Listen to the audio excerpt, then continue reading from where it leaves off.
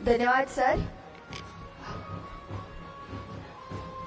यहाँ पर साथियों, मैं इसके बाद मंच पर आमंत्रित करना चाहती हूँ बुद्धिस्ट इंटरनेशनल नेटवर्क के राष्ट्रीय प्रभारी माननीय विलास खरात सर जी। वो आए और अपनी बात यहाँ पे रखे।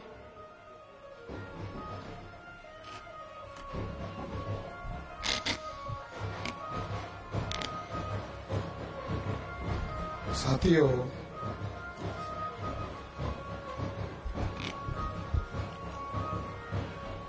आज बुद्धिस्ट इंटरनेशनल नेटवर्क का राष्ट्रीय सम्मेलन होने वाला था यहाँ पर हर साल की तरह, मगर हमने उसको रद्द किया और दीक्षा भूमि बचाने के संदर्भ में अवेयरनेस करने के लिए और कोई फैसला करने के लिए ये विशाल जनसभा का आयोजन नागपुर में हम लोगों ने किया। आज देवेंद्र फडणवीस दीक्षा भूमि नहीं गए हैं, ये खुशी की बात है। और वो क्यों नहीं गए हैं वो नहीं बता रहे हैं, मगर हम बताएंगे। समिति के लोगों को बुद्धिस्ट इंटरनेशनल नेटवर्क के द्वारा वार्निंग दिया गया था। मैंने स्वयं वीडियो बनाया था कि अगर देवेंद्र फडणवीस दीक्षा भूमि आते हैं तो उनके मुंह को काली पोता जाएगा। क्योंकि उन्होंने जो जघन्य अपराध किया है, हम सामाजिक तौर पर उनका धिक्कार करते हैं, उनको नहीं आने देंगे। तो बाद में शायद आरएसएस के ही लोगों ने समिति के पिछलग्गू लोगों को कहा होगा, ये लोग तो करने वाले लोग हैं। 6 अक्टूबर को आरएसएस के हेडक्वार्टर पर आए थे 2022 को, और भागवत जी ताला लगाकर भाग गए थे। तो इस बार भी वो आ सकते हैं, हम नहीं आएंगे। आप बता दो कि राजनीतिक लोगों को हम दीक्षा भूमि नहीं बुलाने वाले हैं, ऐसी घोषणा करो। मगर समिति के पिछलग्गू लोग कहा इस साल नहीं बुलाएंगे। तो आरएसएस और बीजेपी के लोगों के द्वारा दीक्षा भूमि के ऊपर नाजायज कब्जा किया जा रहा है, इसके विरोध में यह सभा है। सर्वसाधारण लोगों को बीमारी तब नजर आई जब अंडरग्राउंड पार्किंग का इश्यू खड़ा हुआ।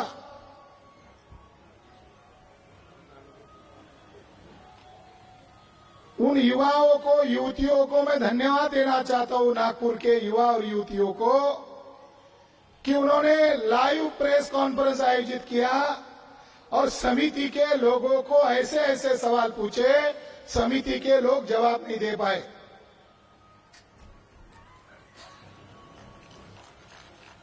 एक युवा ने सवाल पूछा, प्रतिभा लावे थे, उसमें गवई थे, भंते जी नहीं थे,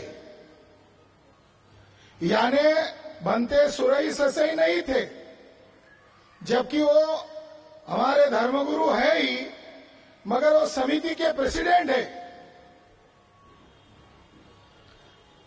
उन्होंने कोई आधिकारिक बयान क्यों नहीं दिया? समिति के प्रेसिडेंट होने के नाते बनते जी ने जवाब देना चाहिए था, उन्होंने जवाब ही नहीं दिया।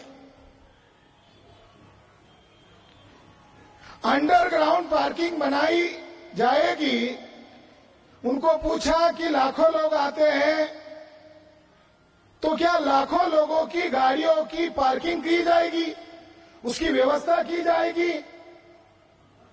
तो समिति के सदस्य ने कहा कि केवल 2000 गाड़ियों की पार्किंग की व्यवस्था करेंगे। तो साथियों, उस पार्किंग के इशू को लेकर लोगों ने इसलिए संज्ञान लिया क्योंकि जहां पर वो जो स्तूप है, दीक्षा भूमि में जो स्तूप की संरचना है, उसको क्षति पहुंच सकती है, इसलिए उसका विरोध किया गया, सही किया गया। मगर तब तक तो उन्होंने ढेर सारा काम कर दिया था, और जो स्तूप है उसको क्षति पहुंचाने में हमारे दुश्मन कामयाब हुए, क्योंकि उनका साथ सहयोग समिति के लोगों ने दिया। जब बारिश हो रही थी तब उस स्तूप में पानी इकट्ठा हो रहा था, भारी संख्या में पानी गिर रहा था। इसका मतलब यह है कि आरएसएस के लोग, मोहन भागवत, नितिन गडकरी, देवेंद्र फडणवीस के इशारे पर वो स्तूप गिराने की साजिश थी। ये हमारा अनुमान है, हमारा आकलन है। उसको क्षति पहुंचाने में वो कामयाब हो गए। मगर वो ऐसा क्यों करना चाहते हैं? तो इसकी मूल वजह यह है, अगले साल आरएसएस को 100 साल पूरे होने वाले हैं। देश भर के 3.5% ब्राह्मण इकट्ठा हो जाए तो भी दीक्षा भूमि पर इकट्ठा होने वाले लोगों की वो बराबरी नहीं कर सकते। तो शायद उनके आंखों में वो दीक्षा भूमि खल रही होगी, और इस दुष्ट मंशा से वो ये षड्यंत्र कर रहे थे। बुद्धिस्ट इंटरनेशनल नेटवर्क ने और तमाम छोटे बड़े मध्यम संस्थाओं को आज ज्वाइनिंग करके दीक्षा भूमि पर मोर्चा लेकर गए। जब दीक्षा भूमि में मोर्चा पहुंचा, पुलिस की फौज वहां थी। समिति के लोगों को लगा बुद्धिस्ट इंटरनेशनल नेटवर्क ये नेशनल नहीं, इंटरनेशनल ऑर्गेनाइजेशन है, इनका महाराष्ट्र के बाहर भी नेटवर्क है, तो ये जो बोलते हैं करते हैं। कुछ सदस्यों ने माफी तक मांगी मोर्चा निकलने के बाद। तो अब वो अंडरग्राउंड पार्किंग का मामला टेक ओवर कर लिया गया है, मगर दरअसल जड़, जो समस्या की जड़ है, वो एज इट इज बरकरार है। समिति के ऊपर आरएसएस के ब्राह्मणों का डायरेक्ट नियंत्रण है। 14 वर्ष से हम बोल रहे हैं। 2010 में मैंने लिखित में पब्लिश किया, बाबा साहब अंबेडकर की हत्या किसने, क्यों, कैसे किया, इसमें लिखित में दर्ज किया। हम ब्राह्मणों का विरोध क्यों करते हैं?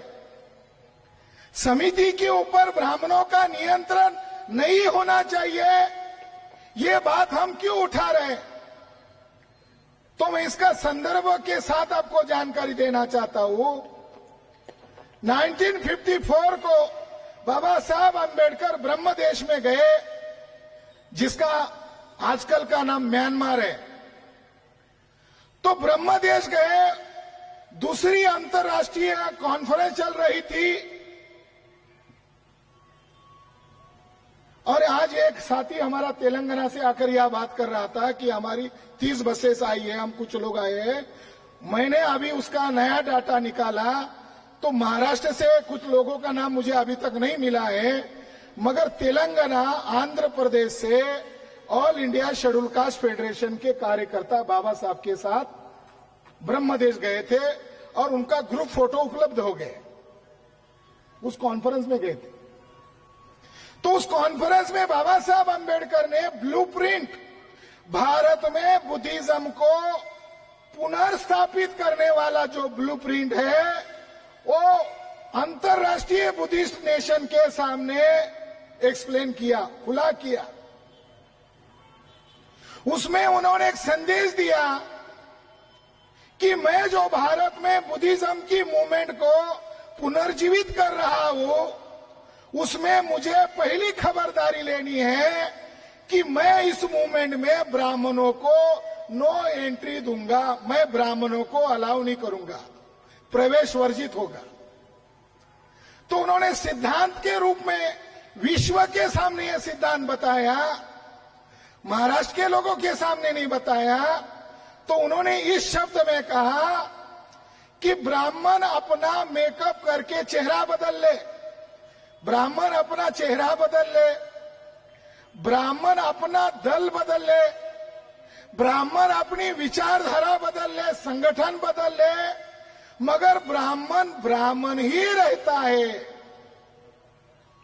वो बौद्ध धर्म का विरोधी है, दुश्मन है, क्योंकि बौद्ध धर्म समानतावादी है, ब्राह्मणों का धर्म विषमतावादी है। तो ब्राह्मण लोग बुद्धिज्म का हेट अभियान इस वजह से करते हैं। तो ये जो वर्ण व्यवस्था, जाति व्यवस्था को मानने वाले जो ब्राह्मण हैं, अगर इनको बुद्धिज्म की पुनर्जीवन की मूवमेंट में अगर साथ में लिया तो इस आंदोलन की वो दिशा भटका सकते हैं, इस आंदोलन को तहस नहस कर सकते हैं। इसलिए मैं ब्राह्मणों को भारत में जो मैं बुद्धिज्म की मूवमेंट पुनर्जीवित कर रहा हूं, उसमें मैं उनको प्रवेश नहीं देने वाला हूं। बाबा साहब अंबेडकर कह रहे हैं, आज बिल्कुल उसके उल्टा हो रहा है, कब्जा कर लिया है। अभी उस समिति पर खानदानी मेंबर है, ये बड़ी आश्चर्य की बात है, खानदानी मेंबर। और उसमें गवई धमकी दे रहे थे आंदोलनकर्ता को, एक मेंबर राजेंद्र गवई धमकी दे रहे थे आंदोलनकर्ताओं को कि आप लोगों के ऊपर मैं डिफेमेशन की केस करूंगा, धमकी दे रहे थे। ये खानदानी मेंबर है। और इनके जो पिताजी थे रासू गवई, ये रासू गवई से ये षड्यंत्र का काम हुआ। बाबा साहब अंबेडकर ने कहा ब्राह्मण को एंट्री नहीं दूंगा, पहला ब्राह्मण दीक्षा भूमि में लाने का पाप जिस व्यक्ति ने किया उस व्यक्ति का नाम है रासू गवई। और जिस ब्राह्मण को उन्होंने समिति पर लाया उस ब्राह्मण का नाम है पंडित दीनानाथ शर्मा।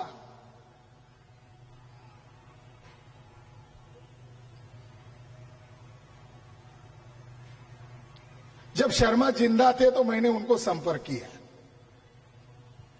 2013 की बात है, मैंने उनको संपर्क किया। मैंने कहा मैं एक पत्रकार हूं, शर्मा जी मैं आपसे जानकारी लेना चाहता हूं। ये अंबेडकरवादी इतने विरोधी है ब्राह्मणों के, फिर भी आप जमे हुए कैसे हो?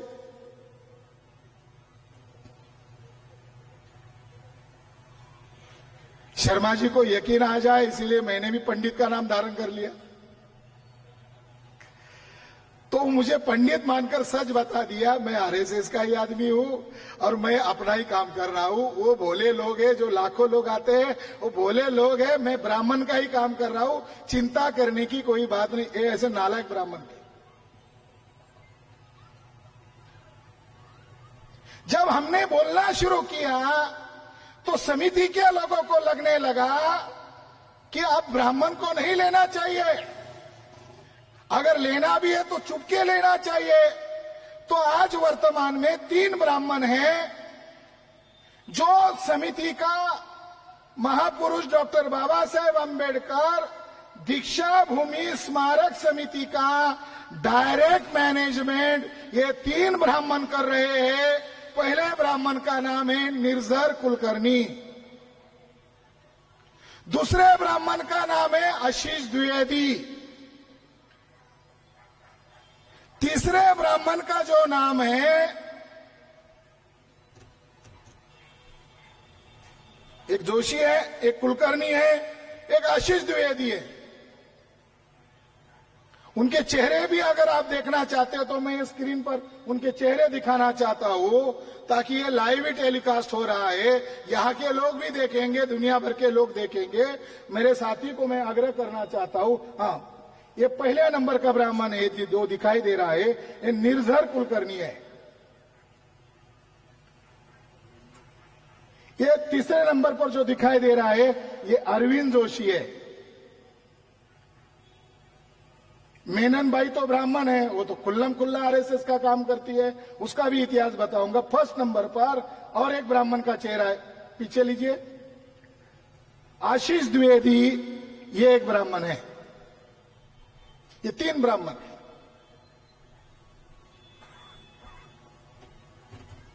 ये 3 ब्राह्मण लोग खुल्लम खुल्ला समिति को नचा रहे हैं, समिति का कंट्रोलिंग कर रहे हैं।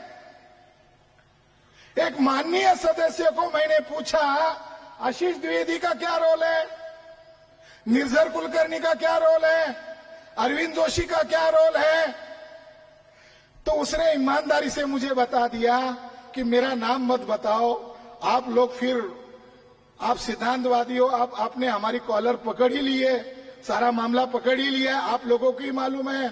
तो उन्होंने कहा ये भंते जी के लोग हैं। मुझे बड़ा आश्चर्य लगा।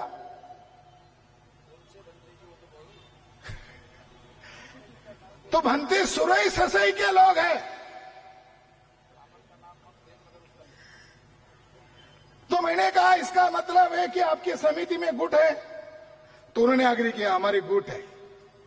ये भी एक बात बता रहा हूं, उसने उस समिति के मेंबर ने मान्य किया हमारे अंदर गुट है। एक गुट के कितने मेंबर है, दूसरे गुट के कितने मेंबर, ये भी बताया। और उस सदस्य ने ये तक बताया कि वहां जो अंबेडकर कॉलेज है वहां प्रोफेसर की नियुक्ति की जाती है, कितने लाख रुपए एक गुट बोलता है, दूसरा गुट कितने लाख बोलता है, ये भी बताया। पंचशील में ये आता है।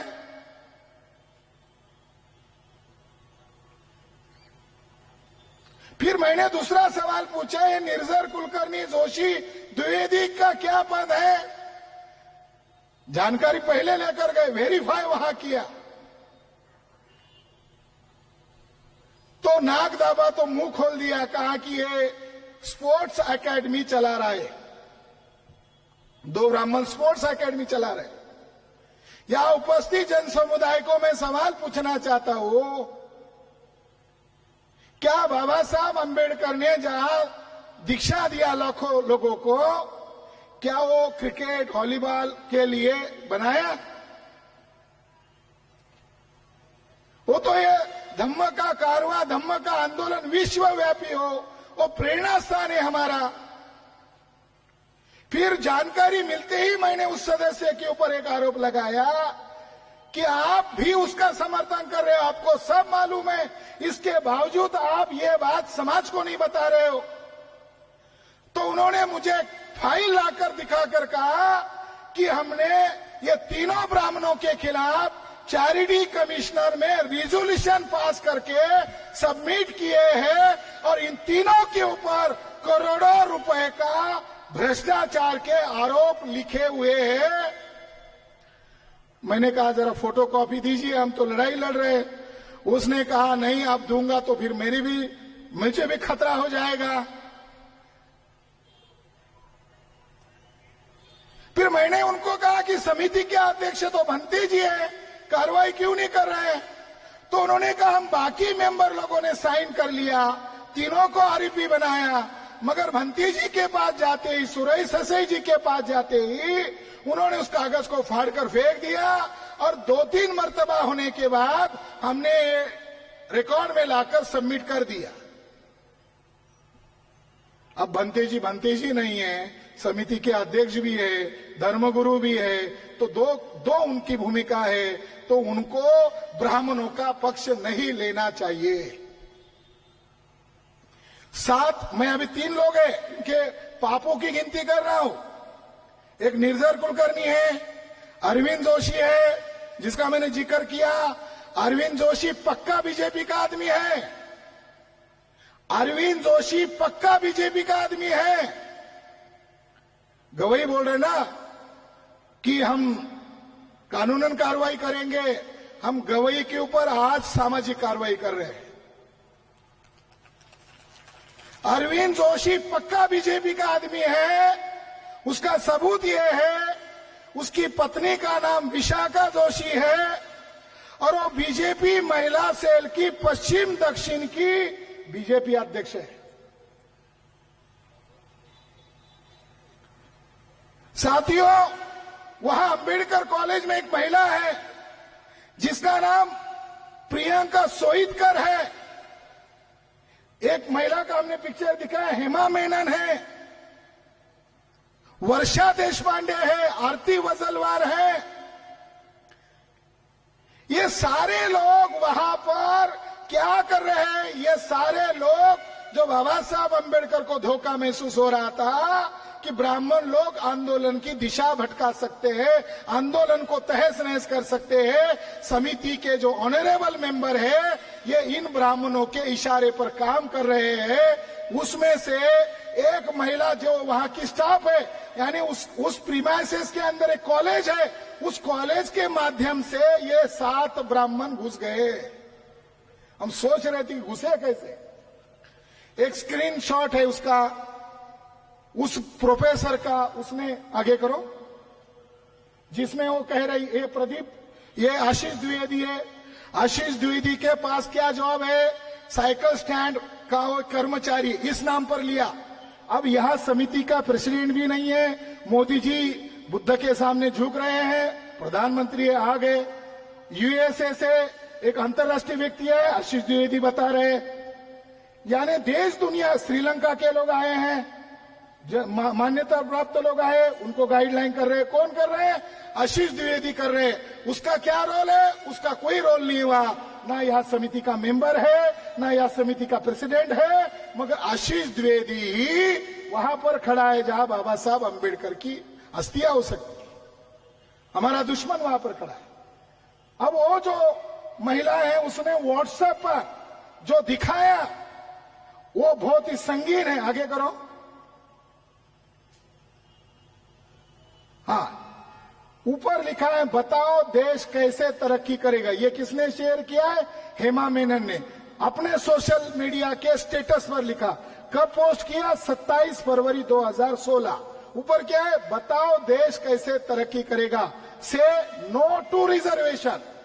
इधर लिखा SC ST 36% मार्क, इधर लिखा जनरल 98% मार्क। या काटे और कठिन रास्ता दिखाया और SC ST के लिए आसान रास्ता दिखाया।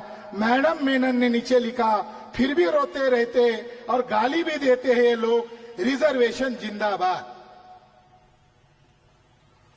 ये कौन है? वहां कर्मचारी है। समिति के प्रेसिडेंट को क्या करना चाहिए था? मेनन भाई को किधर का टिकट निकालकर भेजना चाहिए था? मेनन भाई को जेल में भेजना चाहिए था, मगर समिति के प्रेसिडेंट ने उसको बचा लिया, अभी भी है। तो साथियों, ये जो 7 लोग हैं ये प्लान कर रहे हैं, और ये भी है कि रवि मेंढे बनते सुरई ससाई जी का पीए बोलते हैं, और ये रवि मेंढे लोगों को धमकी देते हैं, और इनके ढेर सारे कारनामे हैं। अब सबूत के साथ हमारे पास आ गए हैं। तो मंत्री जी को कोई तो भी मिसगाइड कर रहा था, उनके नाम और सबूत भी हमारे पास आ गए हैं। तो साथियों, ये सारा का सारा प्लान, सारी की सारी साजिश संघ कार्यालय से वो सारा स्क्रिप्ट तैयार होता है और वैसे ये लोग काम कर रहे हैं। इसलिए समिति का वर्तमान जो समिति है ये नालायक लोगों से भरी पड़ी है। इसका नालायकी का नंबर 1 सबूत, एक ऑनरेबल सदस्य सत्यनारायण की पूजा कर रहे हैं। सुधीर फुलझेले ये सेक्रेटरी थे, अभी नई कमेटी में वो मेंबर है। माननीय सुधीर फुलझेले सत्यनारायण कर रहे हैं। दीक्षा भूमि के प्रीमाइसेस में 22 प्रतिज्ञाएं का बोर्ड लगाया समिति के लोगों ने। अब मुझे उस समिति के लोगों को आग्रह है, उस 22 प्रतिज्ञा के पास ये सत्यनारायण कर रहे सुधीर फुलझेले का ये फोटो भी लगा देना चाहिए। किसका अपमान कर रहे हो?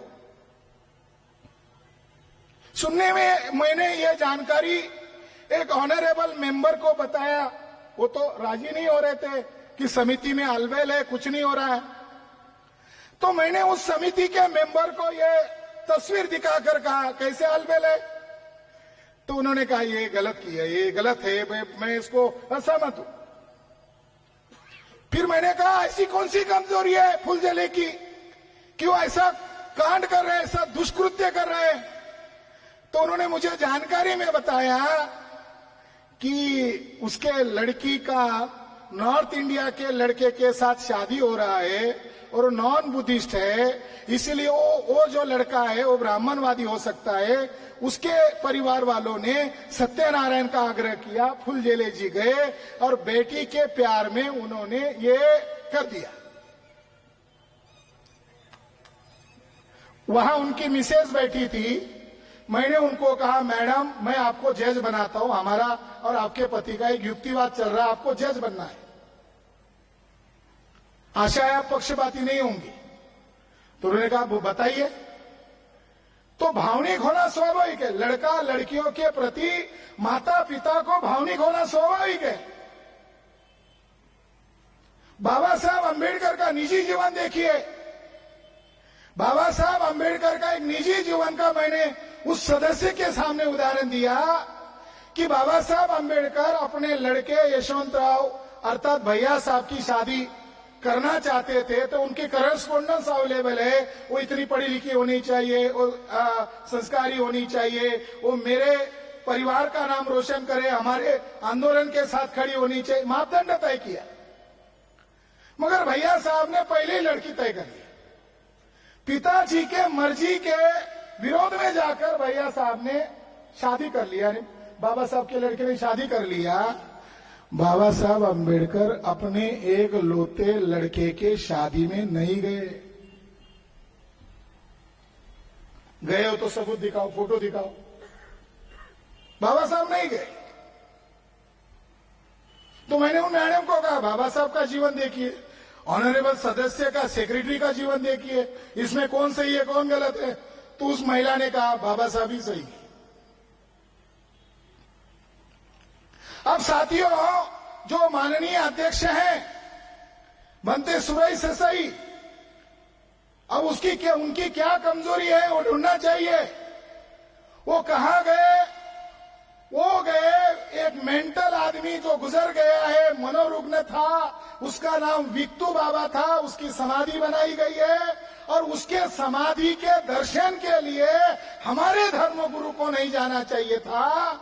कम से कम वो जो भगवा वस्त्र धारण किया है उसकी तो इज्जत रखनी चाहिए थी। बनते सुरई ससाई विक्तू बाबा के दर्शन गए।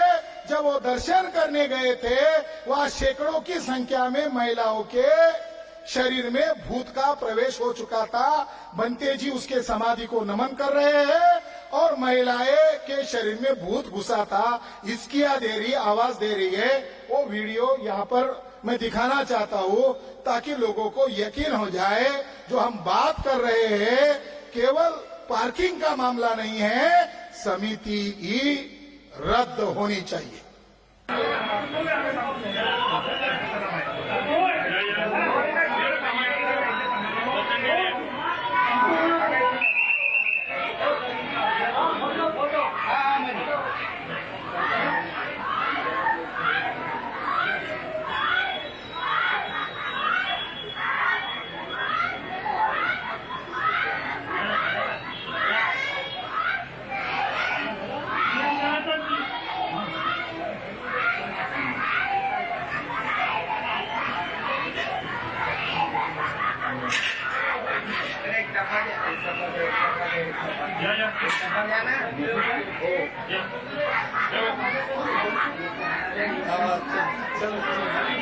इसको क्रॉस करो।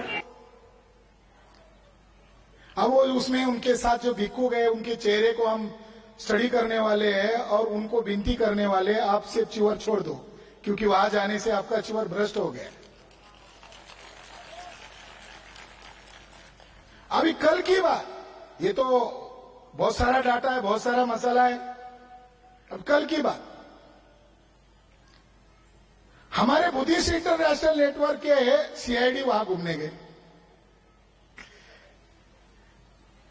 और सीआईडी को लगा कि ये सुधरेंगे कि नहीं सुधरेंगे, जरा देख के आते हैं। हमारी भी सभा सुधरना चाहिए, विरोधी दल होना चाहिए, वैसे हम विरोधी है, सुधरने चाहिए। तो वहां गए, गेट का जो कमान था, 2-4 गेट की कमान लगाई थी, वो गेट की कमान पर महापुरुष डॉक्टर बाबा साहब अंबेडकर के कटआउट्स थे, शाक्य मुनि तथागत बुद्ध के कटआउट थे। मुझे कहते हुए अत्यंत दुख महसूस हो रहा है कि वो कटआउट्स न जाने कितने साल के थे, फटे पुराने थे या टूट फूट कर खराब हो गए थे।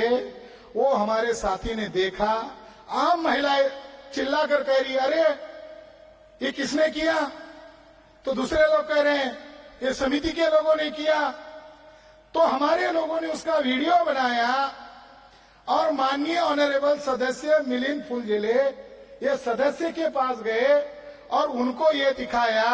ये 2 वीडियो कल के हैं, यानी कल तक इनके पाप की सीमा की हद हो गई। वो दो वीडियो इस तरह से देखिए।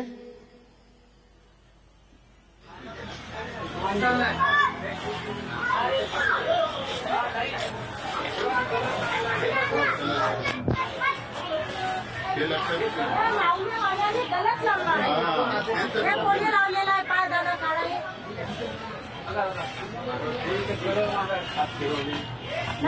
थोडंसं विकृती करत नाही का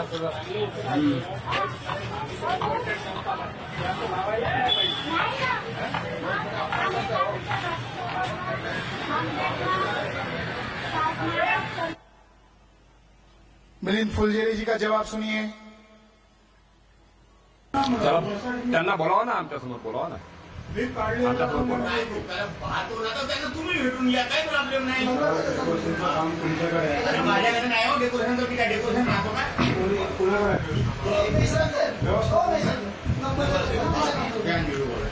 समितीमध्ये आपली भूमिका काय? आपण कोण? हो मी समितीनं जाऊ का? तुम्हाला म्हणाल पेंटर बोलवतो, तुम्ही ऐकाही नाही. तुम्ही त्याला बोलावा आणि ज्यावेळेस तुम्ही हे साथियों, इन्होंने खुलकर जवाब दिया, क्या मैं कारपेंटर हूँ, क्या मैं वहां का कर्मचारी हूँ, आप मुझे क्यों पूछ रहे हैं?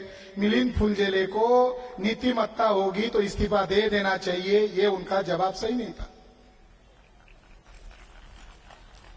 तो ये सारा ऑन रिकॉर्ड हम बता रहे हैं कि समिति भ्रष्ट हो चुकी है। टॉप टू बॉटम समिति के लोगों को, वो भी कितने निर्लज्ज लोग हैं कि नागपुर के लोग मोर्चा लेकर गए, माफी, यानी उन्होंने गिल्टी था, मान्य किया हम गुनहगार हैं, हम मान्य करते हैं, हम मान्य किया तो इस्तीफा दे देना चाहिए था। तो आज हम ये जो फैसला करने के लिए इकट्ठा हुए, साथियों, ये जो समिति है भंते सुरई ससे जी के नेतृत्व वाली, इनको तुरंत खारिज कर देना चाहिए, इसको रद्द घोषित करनी चाहिए। और उन 3 ब्राह्मणों ने, इसका आप लोग समर्थन करेंगे? हम लोग कार्रवाई करेंगे। वो जो 3 ब्राह्मण हैं और उनके सहयोगी में जो महिलाएं ब्राह्मण हैं, रोटी बाबा साहब अंबेडकर के नाम के कॉलेज की खा रहे हैं और नौकरी मोहन भागवत की कर रहे हैं। ये 7 ब्राह्मणों को वहां से निकालकर उनको जेल की सजाएं होनी चाहिए, कठोरतम सजाएं होनी चाहिए। क्या इसका आप समर्थन करते हैं? और मैं माननीय मेश्राम साहब को ये सारा डाटा इकट्ठा करने के बाद जो हमारा ओपिनियन बना, इसका मास्टरमाइंड को नहीं छोड़ना चाहिए। इसका असली जो मास्टरमाइंड है, उस असली मास्टरमाइंड का नाम दंगलेंद्र फडणवीस उर्फ देवेंद्र फडणवीस है।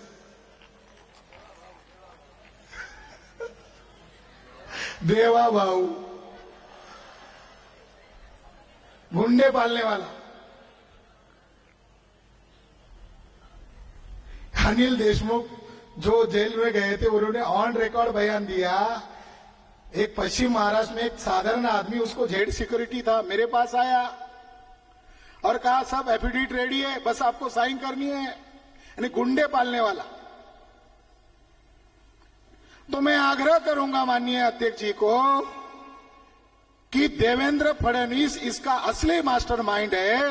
देवेंद्र फडणवीस के घर पर लाखों का मोर्चा लेकर जाना चाहिए। आप सहमत है? आप सहमत है? आप सहमत है? इसलिए साथियों, ये दीक्षा भूमि का जो मामला है, ये आरएसएस के ब्राह्मण लोग हमारी विरासत पर बुरी नजर रखे हुए हैं, इसलिए इनको हम दोषी मानते हैं और इनके ऊपर कार्रवाई होनी चाहिए। मैं इनको दोषी क्यों मानता हूं? इसका एक रिकॉर्ड हमारे पास है, उनका हैंड रिटन लेटर हमारे पास है। आरएसएस के लोग दीक्षा भूमि के, बुद्धिज्म के विरोधी क्यों हैं? तो एक दत्ता ठेंगड़ी नामक ब्राह्मण था। 26 अक्टूबर 1990 को दत्ता ठेंगड़ी ने वामनराव गोडबोले, जिन्होंने उस समय दीक्षा भूमि का सारा नियोजन संयोजन किया था, उन वामनराव गोडबोले को 26 अक्टूबर 1990 में एक खत लिखा है। वो खत हमारे पास हस्तलिखित खत अवेलेबल है। उस खत में उसने ये लिखा कि मैं सरसंघ चालक को मिला हूं। आरएसएस के लोग अगर तारीफ करें बनते की तो जूता निकलना चाहिए। यह भी तारीफ कर रहा है, मैं सरसंघ चालक को मिला और मैंने सरसंघ चालक को इच्छा व्यक्त की कि परम पूज्य बाबा साहब अम्बेडकर के दीक्षा भूमि नागपुर में होने के कारण और संघ कार्यालय भी नागपुर में होने के कारण मैं संघ के कार्यकर्ताओं के सामने दशहरे के दिन अंबेडकर के संदर्भ में मैं भाषण करना चाहता हूं और मुझे सरसंघ चालक ने अनुमति दिया है और अभी दिन कम बचे हुए हैं, तो मुझे निम्नलिखित मुद्दों के बारे में जानकारी दीजिए। दत्ता ठेंगड़ी ने मुद्दा नंबर 3 में लिखा, वो मराठी में है, धार्मिक संदर्भात परम पूज्य बाबासाहेबांचा बौद्ध देशांशी अति निकट संबंध आला, अशा देशी व विदेशी बौद्ध भिक्खूंची नावेही रेकॉर्डवर येणे न्यायाच्या दृष्टीने आवश्यक वाटते। ही सर्व माहिती इतरांपेक्षा तुम्हालाच अधिक आहे। इसका मतलब है बाबा साहब ने 56 में धर्मांतर किया। दत्ता ठेंगड़ी को 1990 में बाबा साहब अम्बेडकर का कौन से बौद्ध देशों के साथ, कौन से बौद्ध भिक्षुओं के साथ, कौन सी बुद्धिस्ट अंतरराष्ट्रीय संस्थाओं के साथ संबंध था, संपर्क था, इसका डाटा क्यों चाहिए था? इसका मतलब है आरएसएस के ब्राह्मण लोग बाबा साहब अम्बेडकर की मूवमेंट को नागपुर तक दबोचना नहीं चाहते हैं। बाबा साहब अम्बेडकर ने जो बुद्धिज्म भारत में लाया, बाबा साहब ने नागपुर में आकर कहा, मैंने आपको विश्व के साथ जोड़ दिया है। मगर उस भाषण में ये भी कहा, शायद वो समिति के लोगों के लिए होगा, मुझे तो 100% लग रहा है वो समिति के लोगों के लिए था। बाबा साहब अम्बेडकर ने ये कहा था, हे पहा, मी जो तुम्हाला बुद्ध धम्म देत आहे त्याचं तुम्ही तंतोतंत पालन करा, नाहीतर जगातले लोक म्हणतील महाराजांनी बुद्ध धर्म बाटून टाकला। फुलझेलेंनी बाटून टाकला, सुरेश ससेंनी बांटून टाकला। तो इसलिए दीक्षा भूमि का मामला बहुत गंभीर मामला है, इसको हम एक्शन करेंगे। दूसरा इसके साथ जो जुड़ा हुआ मामला है वो बुद्ध गया का मामला है। इतना महत्वपूर्ण मुद्दा है, जैसे चांद एक है दुनिया में, जैसे सूरज एक है दुनिया में, उसी तरह दुनिया में बुद्ध गया भी एक ही है।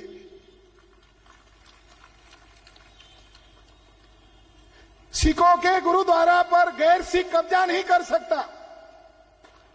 मुसलमानों का जो मक्का पवित्र स्थान है उस पर गैर मुसलमान कब्जा नहीं कर सकता। वहां गैर मुसलमान टूरिस्ट के नाम पर भी नहीं घुस सकता। कब्जा तो दूर की बात है।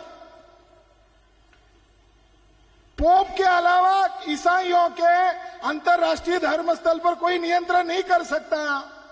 तो बोध गया जो बिहार में है वो अंतर्राष्ट्रीय प्रेरणा स्थल है, उसके ऊपर ब्राह्मणों का कब्जा क्यों है? महाबोधि टेम्पल एक्ट 1949 पंडित जवाहरलाल नेहरू ने बनाया। ये एक्ट में लिखा है कि आधे मालिक ब्राह्मण है। हमारे लोग विरोध कर रहे हैं। ये एक्ट रद्द होना चाहिए। ये महाबोधि टेम्पल एक्ट एक काला कानून है, इसको रद्द करना चाहिए।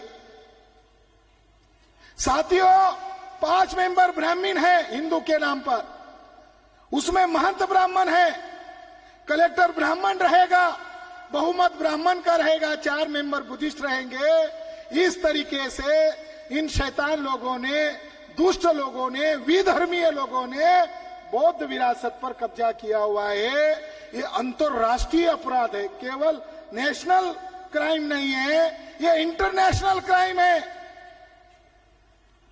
मैंने पिछली बार बिहार के अंदर हमने संगठन खड़ा कर दिया, 38 जिले है, हमने संगठन खड़ा कर दिया और महाराष्ट्र के लोगों को कहा कि आपको आने की जरूरत नहीं है, हम बिहार के ही लोगों से लड़ाई लड़ेंगे, जब आपकी जरूरत पड़ेगी तब बुलाएंगे।